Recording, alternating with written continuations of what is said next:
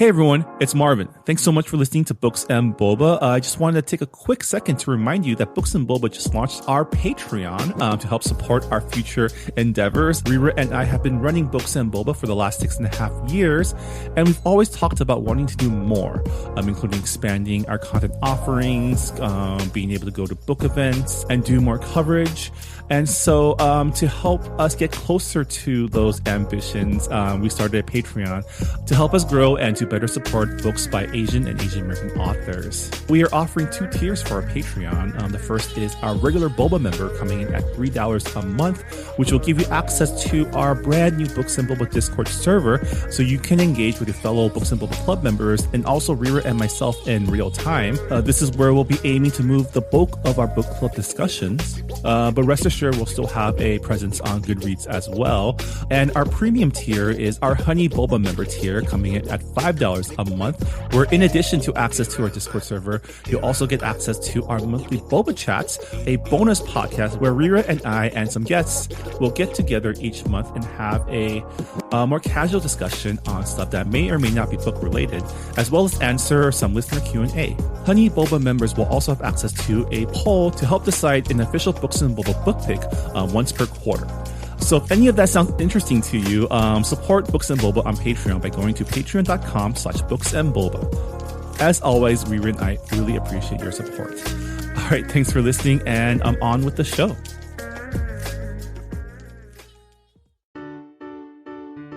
This episode is brought to you by Novel Gazing, the newest literary fiction podcast from Book Riot, North America's largest independent book site.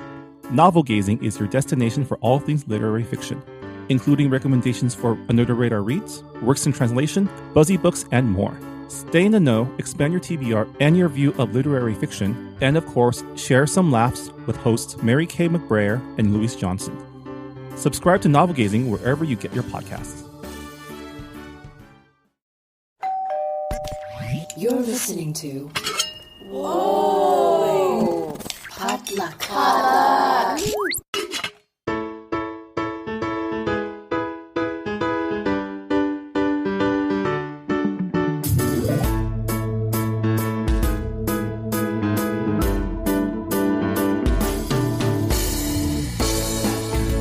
Welcome to another episode of Books and Boba, a book club and podcast featuring books by Asian and Asian American authors. My name is Marvin Yu. And I'm Rira Yu. And today we have a special author interview for you. We'll be talking to Joe Ide, the author of the IQ series, the first of which, IQ, was one of our previous book club picks.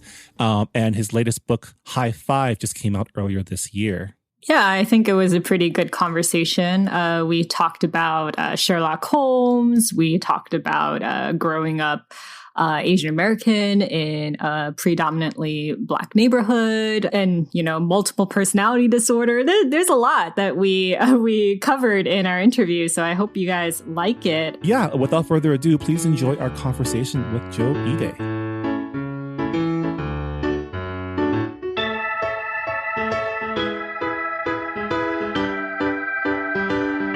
And we're here with Joe Ide, the author of the IQ series. The 4th book, High Five, just came out earlier this year. Welcome, Joe. How are you doing? I'm doing well, Marvin. Thank you for inviting me. Well, we're very happy to have you. IQ was a previous book club pick for our podcast, and we enjoyed the innovative storytelling and your characters. It was really fun reading your first book, and I'm just so grateful that you took the time to speak with us today. I guess we can start off with how are you doing? It's been a really wild couple of months with just everything that's going on. How are you doing in this day and age? I am well. I'm very lucky. I get to work at home, and so my life is more or less the same. I mean, I wear a mask. I go out less frequently. There's those kinds of things, but I can't say I have any hardships. I'm just stunned by what other people are going through. It is a tragic time, but it looks like we're headed towards some progress in terms of racial equality, and I'm glad for that. Yeah. So I wanted to get into where you grew up because I know that IQ is loosely inspired by your experiences growing up in South Central. So I'm curious, what was it like growing up Asian American in a neighborhood that had a large African American Black community? Well, I was as a kid, I was largely ignored. Um, my family had been in that neighborhood for a very long time. My grandparents moved there in the 30s, so we were part of the furniture, and there just wasn't that the same kind of animosity between ethnicities. It wasn't so polarized, and so many of my friends were black, but it never came up. The question of what race you are just never came up. It did contribute to me in terms of I didn't feel like I belonged. I mean, I wasn't black, and I wasn't white, and I was a creature of the neighborhood. So I didn't really feel like I was Japanese either. Uh, it was there was always this sort of cultural generational um, conflict within the family. There's my grandparents, who were very old world, and my parents wanted to be Brady Bunch mainstream. They were fluent in both English and Japanese, and then the kids, me and my three brothers, and we had adapted to the neighborhood. Um, we walked the walk and talked the talk, and so that was more familiar to me than anything else, and that's why the environment in my books is the hood. I moved it from South Central to East Long Beach because South Central, at least my area, is largely Latino now, and I wanted a more diverse neighborhood, and East Long Beach fits the bill. But it formed my view of the world, and it gave me a lot of rich experiences to write about and a lot of neighborhood characters to write about it. And so I'll always be grateful for that time. Yeah, that's interesting that you mentioned that your family is part of the furniture because I imagine if your family moved there in the 30s, your family was there for the demographic shift of that neighborhood, right? Yes, they had been there, my grandparents, for all these decades. And what happened in the 60s was that the Japanese and white families were moving out. They were going to the suburbs. They were going to Glendale, Montebello. But my grandparents couldn't afford to leave. And so the neighborhood kind of became black around them. They were very isolated. All that time they didn't know their neighbors' names. They they um they spoke Japanese, very very little English. They're very traditional. My grandfather, he collected samurai swords, and he had a Japanese garden. My grandmother, she was a calligrapher, and she had a koi pond. And so it, we were just very very different, and it really kept me, I think, from identifying myself as Japanese. And as I grew up, I never identified with any particular ethnicity, and I still don't. One of the things that I really loved about your book was the language. I was really impressed by how all of the characters sounded. It sounded authentic to me. Did you have any sensitivity readers when you were working on it, or did you just trust in your own experiences growing up in South Central? Well, the vernacular was my first language. I had to learn how to talk like this. Very helpful. I was never.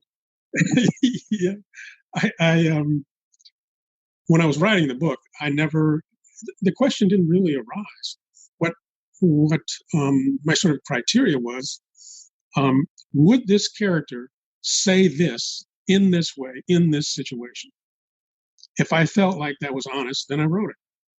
But again, it's not like I was really conscious of it. I wrote to my own ear. Does that sound authentic? Does that reflect my experience? And writing the dialogue was really fun. As a kid, because I was sort of alienated, it made me a watcher and a listener. And I was sort of, never in the mix. And it sort of makes you observe what other people doing and why. And I think that was at least the start of my interest in characters. Speaking of characters, so IQ is very much, like you said, Sherlock in the Hood. I know that you have a large interest in Sherlock Holmes. It was a piece of literature that you grew up with. Do you have a favorite case from the Sherlock Holmes short story collection? I cannot say that I do. Uh-huh. Mostly because all the stories run together in my mind. Uh-huh. I think there were 54 of them. Yes, that's I read correct. all of them multiple times before I left middle school. It was a huge influence on me. I think because I identified with Sherlock. He was an oddball. He didn't really fit in anywhere. and also, like me, he wasn't a badass. And what really got me, what really impressed me, was that he could deal with the obstacles in his life with just his intelligence. That's a very powerful idea for me. I'm a small kid in a big neighborhood. And what that idea meant to me was that I could face my own world and not be afraid. And it stuck with me all through my life. And I'm so appreciative of that time and my interest in those books. So I noticed that IQ, like when we think about detectives and procedurals and investigators in fiction as well as on TV, they tend to have like gadgets and labs and forensics. But I noticed that IQ is a little bit more on the low tech side, which makes him stand out from normal investigators in fiction. Was that what compelled you to make that character decision? It was a conscious choice. Okay. I wanted to separate him from other detective characters. I didn't want him to live in a penthouse or drive a fancy car. I didn't want him to listen to the same music everybody listens to. I wanted him to be quiet and unassuming, and have a sense of what is just, and not find that justice at the end of a gun. And I wanted him in as many ways as possible to be different. He has a car, an Audi S4, which is a fast little car, but it's 8 years old, and it's small, it's gray, it's almost anonymous. And there are no rims on it. In a neighborhood that appreciates rims. He listens primarily to jazz, and his house is not decorated like other houses would be in the neighborhood. And so in all ways, I am trying to separate him from everybody else, to make him distinctive in that way, including being low tech. He does not have that convenient friend on the police force, and he doesn't know how to hack. I sort of liken him to Jeremiah Jones. He knows what he knows. He knows what he knows out of long experience, and out of putting his knowledge to use. And all of that was a really appeal to me, because again, it goes back to that thing about being able to face your world and not be afraid with just your brains. So I want to talk a little bit more about your background as a screenwriter and how you transitioned to being a novelist. You came to novel writing in your 50s, and, like in an industry that usually is more excited about younger debut authors. How did you feel about transitioning from screenwriting to novel writing? Well, it was almost involuntary. I worked a lot. I worked for most of the major studios. I sold specs. I did rewrites. I did assignments, but nothing I wrote was ever made. A common story amongst screenwriters. Yes, very common story. And if nothing else, I have work habits. So I would just, labor away on this screenplay for months and then have it end up as, in somebody's data vault. 12 people have read it. And that's sort of how you keep score as a screenwriter. What did you get made? And although people like my work, if your movies aren't made, producers and studio execs come to sort of think that you're some kind of jinx. Somehow you just didn't make the cut. And so my work got, my assignments got fewer and fewer. And in the meantime, I'm getting burned out. I associate so much failure with screenwriting that at the end, I couldn't open the screenwriting program without being physically repulsed. And it got so bad that I quit. And, nobody noticed, but I quit. And so afterwards, I was depressed. It was sort of an identity thing, if I wasn't a screenwriter, who was I? So I felt sorry for myself, and I took, long walks with my dog, looked soulfully out at the ocean. But eventually, it dawned on me I have to make a living, and I only have one marketable skill: writing. That's it. I don't know how to do anything well enough to get paid other than writing. So I figured I would write a novel. And so the writing of it was, I love to write. On the other hand, I had to write. So I started on the novel. It took me 3 years. I had the luxury of writing full time. I had to take a second on the house to do it. And that also is very motivating. And eventually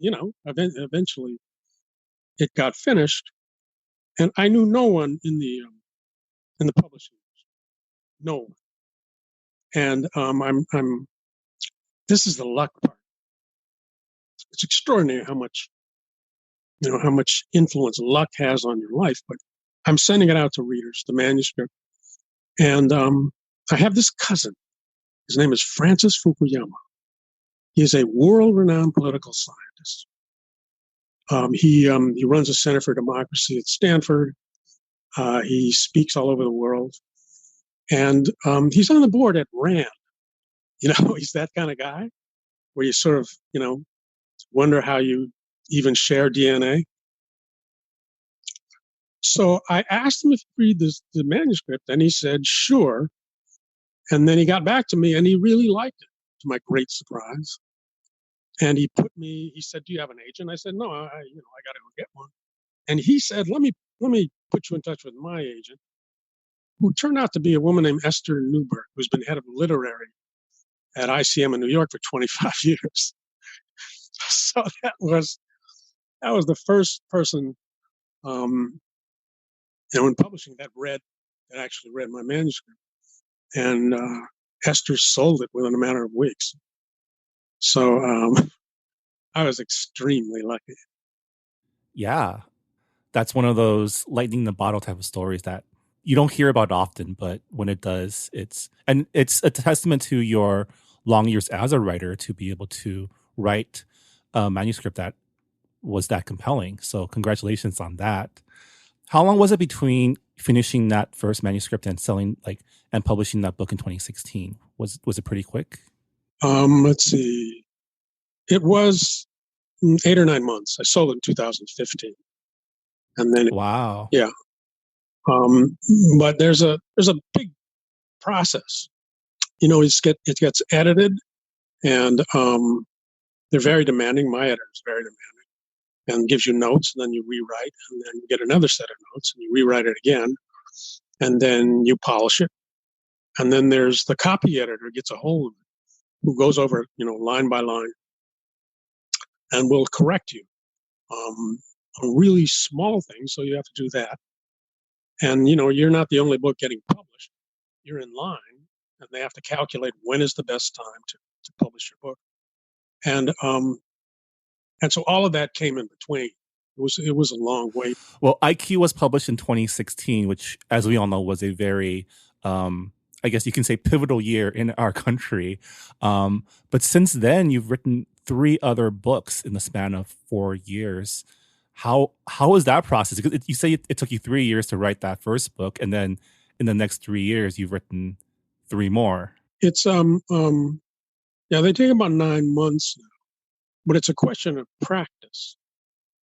I'm writing full time for 3 years, and you start to figure out what your own style is, what your own, what kind of that vocabulary you use, what is your syntax, what are the things you focus on, and and the writing itself, you get better. It's like any other kind of craft. You use it, you do it, you ponder it all the time, and eventually you get better at it. And that's what's happened. I am quicker to solve writing problems. Solutions come to me faster. Plot twists and turns come to me faster. I don't speed through them. I'm just better at it. And so I've been able, fortunately, to publish a book a year. Yeah, that's interesting because you write in the mystery crime genre where pacing and plotting is so critical. How do you unwrap these mysteries? Because do you start with the solution or do you work your way up to it? I don't have a plan. I start with an idea and some characters, and then I just start writing. Literally, I just start writing. With the first IQ book, I had Sherlock in the Hood, and I wrote page 1, and page 1 informs page 2, which informs page 3, and on and on. You start writing in bigger increments, but as you're writing, you get to about page 50, and you start to see where the story could go. What are the possibilities? And will you need a new character? No, will you need a subplot? Where will that subplot go? So the more that you're writing, the more you can see, the field and see what kinds of things you can do. And then I get to about page 100, and I look back on what I've written, and you start to see what's unnecessary. What kinds of things you wrote that just don't belong, and you see threads of the story that are broken. What happens on page 98 could not happen unless there was a setup on page 33. And so I go forward and back, because I have to. If I adjust something in the early pages, everything that comes after it is different to one degree or another. And so this constant going back and forth, it is not efficient. And I wouldn't recommend it to anybody. The last book, High Five, I happened to see Three Faces of Eve and Sybil in the same week on reruns. And it occurred to me that, someone with multiple personality disorder would make a hell of a client. Oh, yeah. And that intrigued me. That really intrigued me. And I had Christiana, the young woman who has multiple personality disorder, and Isaiah. And I started to write. That plot is pretty complicated. And I had never written a straight up mystery before, straight up whodunit. And I got completely lost several times. I got completely lost in my own mystery.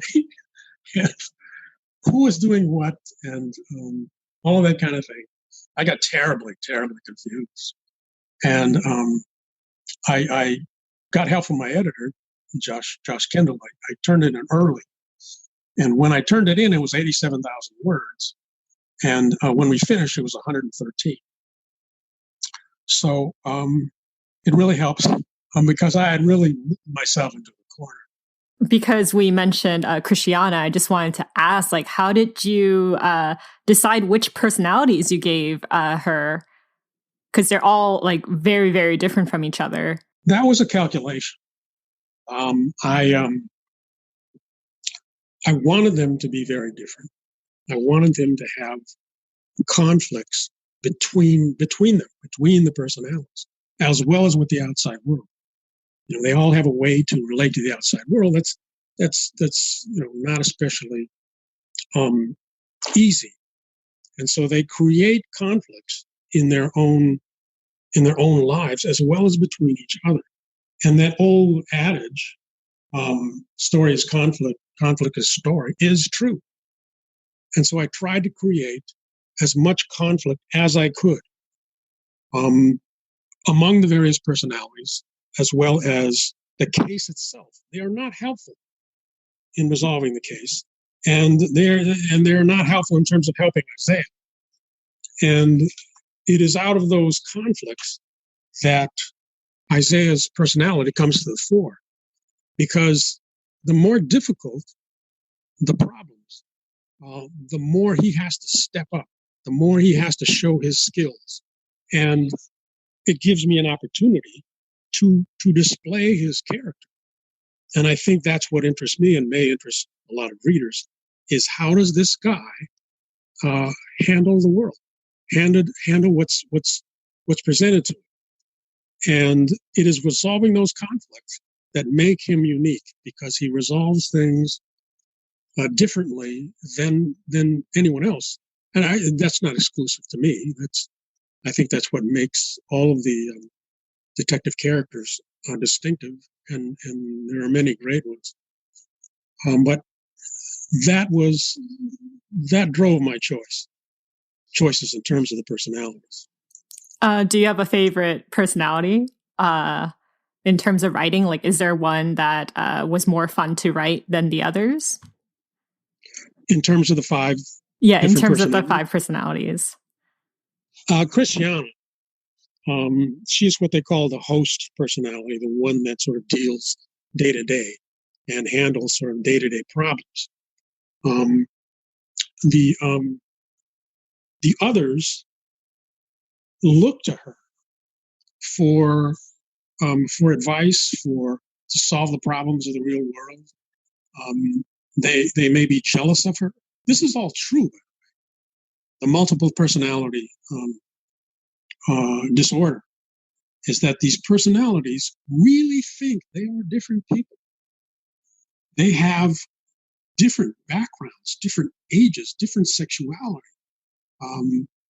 They have different eyeglass prescriptions. One of them will get sick, but that sickness only displays itself with that personality. They may know about each other, or they may not. It's a fascinating field. It's tragic, but it's really, really fascinating. And so I wanted a character to bear the brunt of those problems, those real sort of problems. And it fell on Christiana. And I tried to imagine myself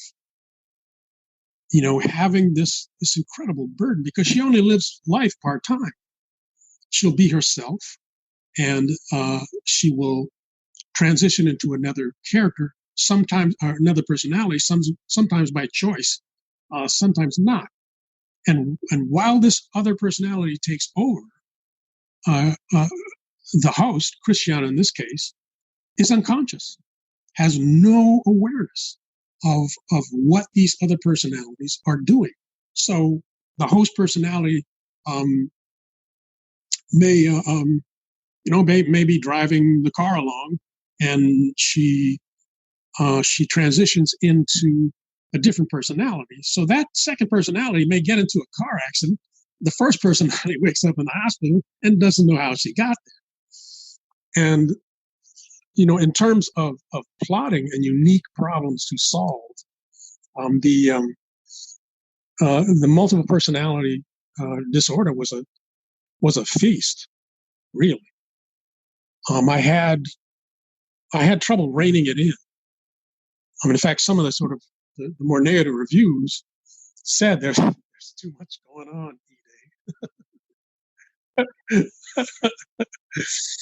but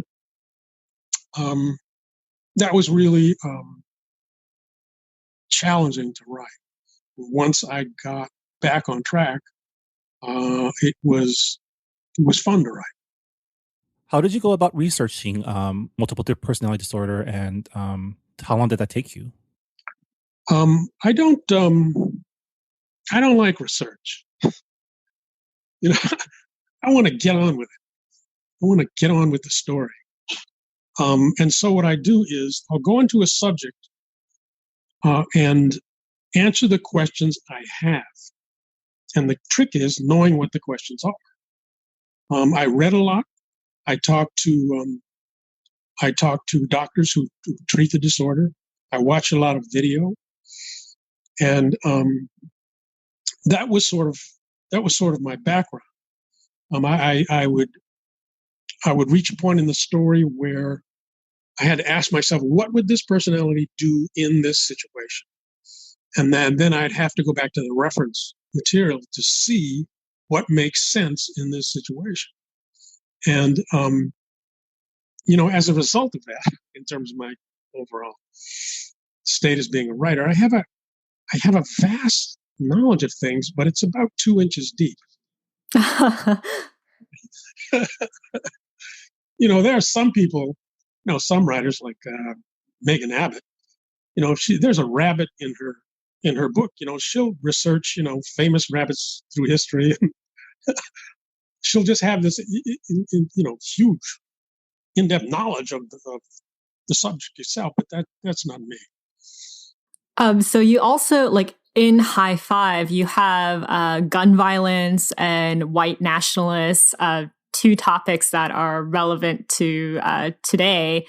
Was that something that you sought out in writing, or was that just coincidental?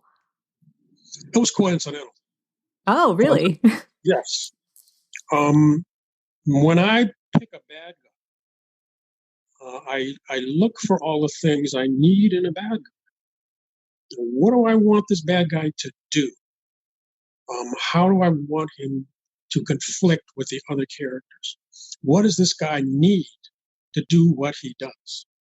And I try to make everybody smart. In this case, the primary bad guy, Angus, I try to make them smart. If they're not smart, they're no challenge for Isaiah.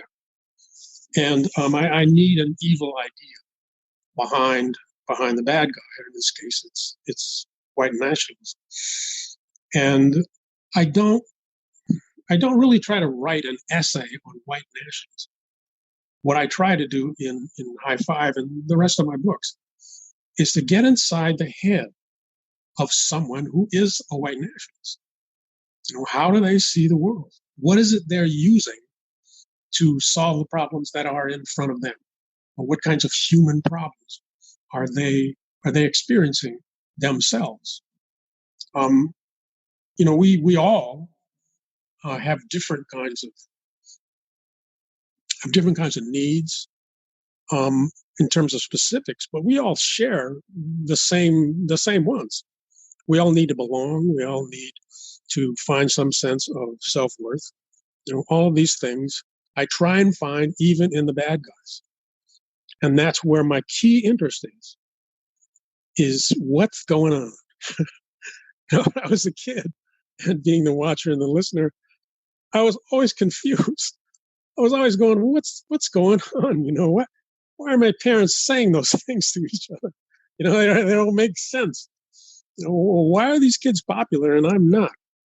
They were questions that I had throughout life, whatever I was doing.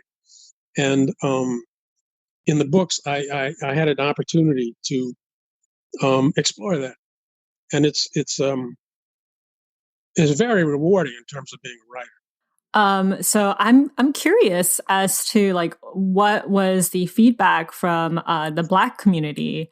I know that was it with your first book? You did a book signing at Isowan's bookstore here in LA, which is a Black bookstore. Yes. All I got, not to say this, all I got was compliments. Oh, okay. Yeah, that's great. Compliments are fantastic. Yeah. And what meant the most to me was that I had credibility, or the book had credibility. And none of the sort of Black readers that I met myself had anything sort of negative to say. And that's one of the things I was worried about the most, was now that this book is out and you're an African American and you read this, does this ring true? I mean, it rang true for me, but I didn't know how African Americans would react. And so that was very, very gratifying, and has been through all the books. So earlier this year, it was reported that IQ was being turned into a TV series produced by Snoop Dogg. What was your reaction to that news like? Oh, that news, I was ecstatic. Snoop will be the face of the show. He also knows everyone in the music community. And so he'll be able to pull in, different kinds of musicians, different kinds of stars. And he's also really smart. So he'll make a real contribution. The book sold to TV in 2015. And they just got a package together a few months ago. A package meaning a pilot script, which I really like. It was written by Matt Carnahan, who was a writer-producer on House of Lies and a bunch of other things. The producer is a guy named Alex Gardner from Chuck Roven's company, and he's a veteran guy. And he knows the business side. He just knows the business side. And so there's that. And then there's Snoop, and there's a director named Deon Taylor that's also attached. He's done small movies, but he's an excellent director. And what happens is the producers take that package around, and that's what they try and sell.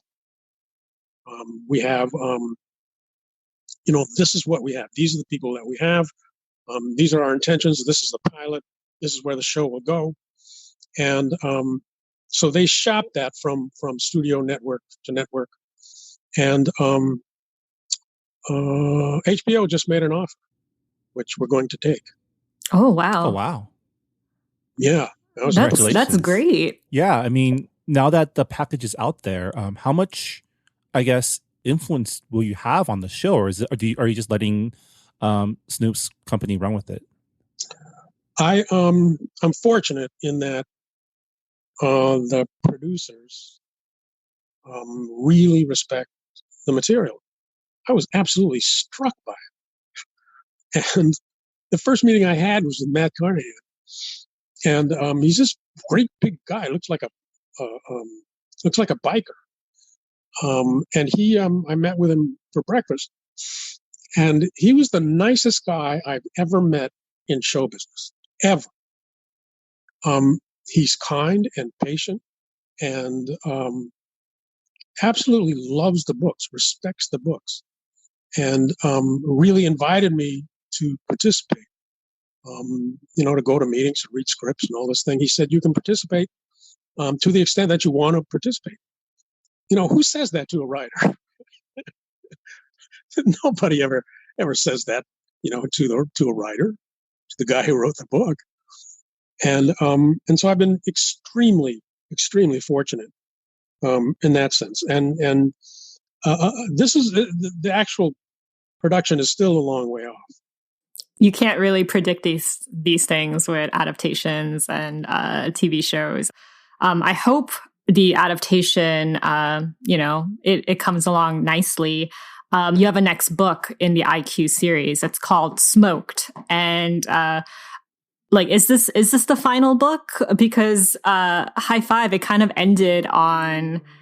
I don't want to spoil anything, but it kind of had like a nice conclusion to it. So I'm just wondering, how many books do you see the IQ series going, and what is your next book gonna focus on? I'm gonna write them as long as they let me. One of the things that I enjoy about the books is that the characters grow from book to book. They have different human problems like we all do, and so they mature. In what's the name of the book, Wrecked, Dotson was going to have a baby, and in High Five he has the baby. And these are the kinds of things that keep it alive for me. What's next for this character? And I don't know. Anyway, the book that's coming out, it's called Smoke. And I can tell you that Isaiah deals with serial killers. I was reluctant to do that because of the 10,000 serial killer books that are out there. But I took a different approach, like I took with the white nationalists. I try to get into their individual heads and how their backgrounds link up with their specific behaviors, as opposed to modus operandi, taking souvenirs and all those kinds of things. I approach them as characters, and we'll see if anybody likes that. And Dotson, Dotson's been chronically unemployed, and his wife, Charisse, has been on him always about getting a legit job and joining the legit world. And she's so fed up, she gets him an internship at an advertising company. So here's Dotson, street hustler to the bone, working in an advertising agency and bringing his street personality to bear. And there's a lot of resistance, and a lot of people don't like him. But it's up to him. He has to create ad campaigns out of his own experience. And so that was also fun. And anyway, that's Smoke. That sounds really interesting, given the questionable decisions that come out from advertising agencies in the real world when it comes to race and things like that. So I'm looking forward to Dotson's adventures in advertising. Rira, do you have any more questions? Or I guess just like one quick question: are you reading anything right now during this really wild time? I've been binge reading Thomas Perry, who is just an absolutely terrific writer. If you want to see how much that can be done with simple, direct prose, completely different from mine, he's amazing. His book Butcher's Boy is a classic. But I'm reading a series about a character named Jane Whitefield, and she's extraordinary, really extraordinary. She's smarter in real world terms than Isaiah. So I commend those books to you. Okay, well, thank you for your recommendations. Thank you so much for taking the time to speak with us. I hope you stay safe and take care of yourself. Self-care, Yeah, the series is the IQ series. The latest book is High Five, available in bookstores everywhere. Thank you. Thank you very much. And I'll tell you, it's very rare to have fun in an interview. So. Oh my goodness. Thank you for the compliment. No, all right. It's like, like you're in my living room or something. Anyway, thank you so much. Thank you for inviting me. And that was our interview with Joe Ide, the author of High Five and the IQ series. Rira, are you excited for the new HBO series? Oh, I'm all about HBO mystery series. I think I've watched so many Sherlock adaptations in my life, and IQ is so, it's so different from, other Sherlock carnations, and I'm really excited for it. I hope I'm really curious about the casting as well. So that'll be interesting.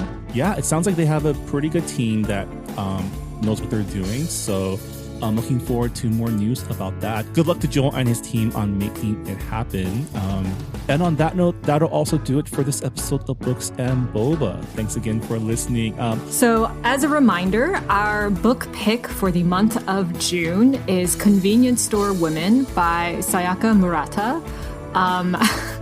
I just checked our Goodreads forums this morning, and 2 of our book club members said that the book is not as light as we thought. It was actually quite depressing. So I know.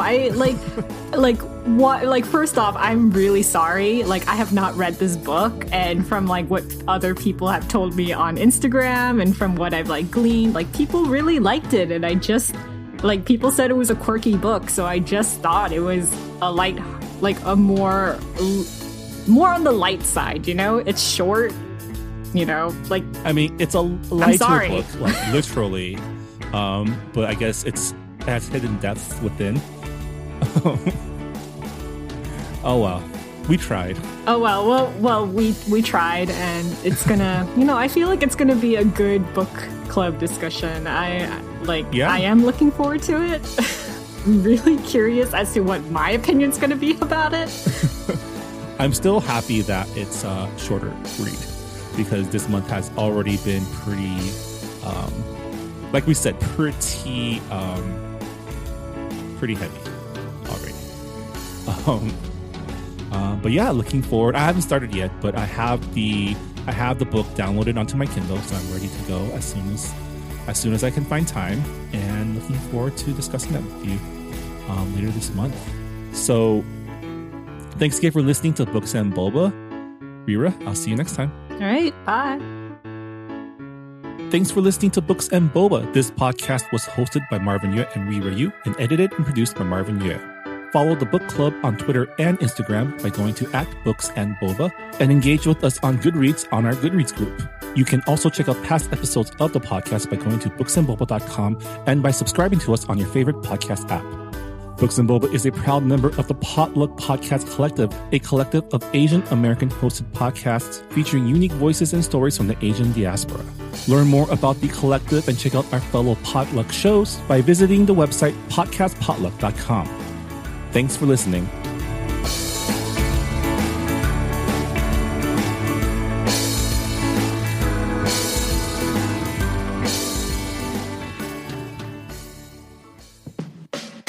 Hey, I'm Phil Yu, and you may know me from a blog called Angry Asian Man. And I'm Jeff Yang, author, journalist, and celebrity dad.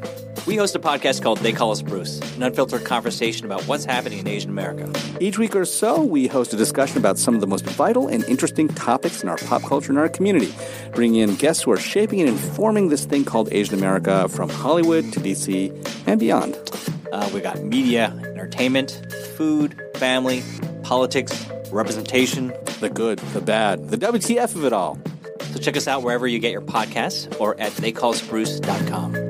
Peace. Peace.